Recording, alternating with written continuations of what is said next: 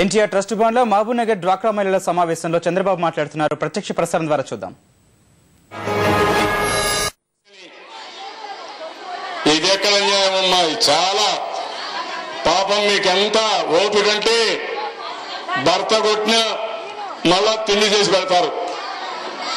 ఏం చేస్తారు పాపం? ఏం చేయలేరు. అది తాగిపోతుంది చేసినా మళ్ళా ఎన్ని బాధలు పడినా మళ్ళీ చేస్తారు. ఇవన్నిటి కారణం ఈ రాష్ట్రంలో ప్రభుత్వం చాలా దారుణంగా తయారైపోయింది. ఆడబిడ్డలకు రక్షణ లేదు, ఎక్కడా లేదు, ఇంట్లో లేదు, బయట లేదు. ఈ రోజు ఎవరన్నా చదువుకొని ఆడబిడ్డగానే బయట వస్తే ఈ దుర్మార్గులు, రాక్షసులు, కామాంధులు వాళ్ళ మీద పడి వాళ్ళు కూడా నాశనం చేసే పరిస్థితికి వచ్చింది. ఈ రోజు చూడండి, ముంబైలో TCS లో ఒక అమ్మాయి ఉద్యోగం చేయడానికి విజయవాడ నుంచి ముంబైకి వెళ్ళింది.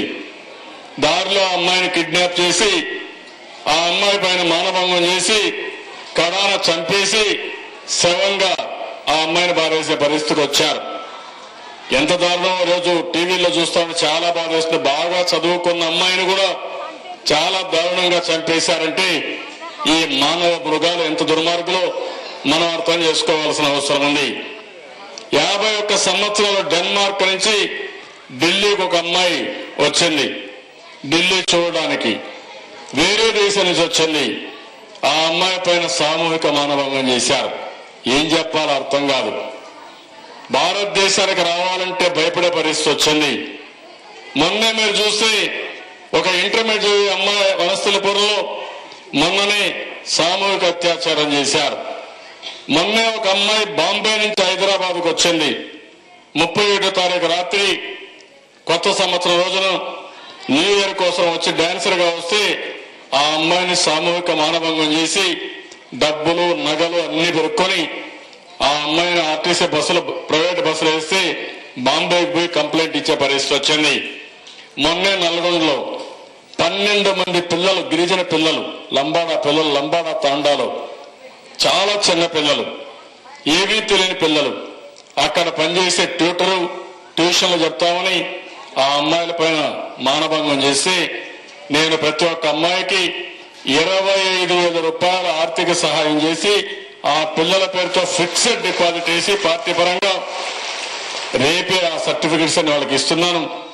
వాళ్ళందరూ డాక్టర్లు కావాలి, ఇంజనీర్లు కావాలంటే ఉచితంగా ఎన్టీఆర్ మెమోరియల్ ట్రస్ట్ ద్వారా చదివించి వాళ్ళని పైకి తీసుకొచ్చే బాధ్యత ట్రస్ట్ తీసుకుంటామని చాలా స్పష్టంగా చెప్పాం. ఇది ప్రభుత్వం చేయాలి. ప్రభుత్వం చేసే పరిస్థితి లేకుండా పోయింది. అదే మరి మొన్న మీ మహబూబ్నగర్ జిల్లాలో టౌన్ లో ఒక బండ్లగూడలో ఒక మైనర్ బాలిక పైన కూడా మానభంగం చేసే పరిస్థితి వచ్చింది. హైటెక్ సిటీలో కూడా ఒక అమ్మాయి ఉద్యోగానికి వస్తా ఉంటే ఇంటికి తీసుకుపోతూ కారులో పోతూ ఆ అమ్మాయిని కొంతమంది మానభంగం చేసే పరిస్థితికి వచ్చారు.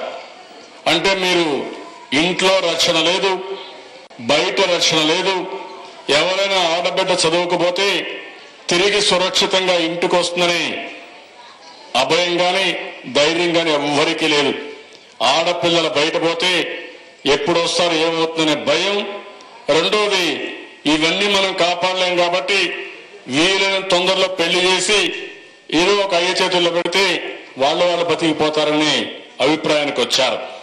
చాలా బాధ ఇవన్నీ చూసినప్పుడు, చాలా ఆవేదన కలుగుతుంది.